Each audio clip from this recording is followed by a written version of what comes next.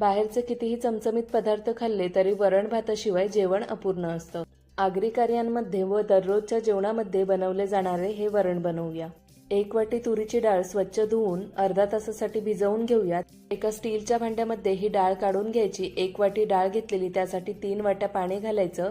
त्यात थोडी हळदी पावडर, चवीनुसार मीठ आणि 1 चमचा तेल घालून हे भांडं कुकरमध्ये ठेवूया आणि मीडियम फ्लेमवर 3 शिटी काढून घेऊया.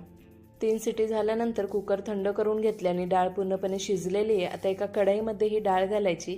गरजेनुसार थोडं पाणी, अर्धा वाटी ओल्या खोबऱ्याचा किस, 1 टोमॅटो, बारीक चिरलेली कोथिंबीर घालून बारीक गॅसवर डाळ 5 मिनिट शिजवून घेऊया.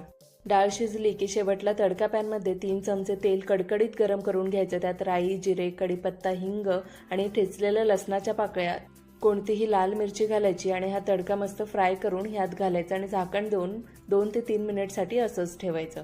स्वादिष्ट वरण भात तयार.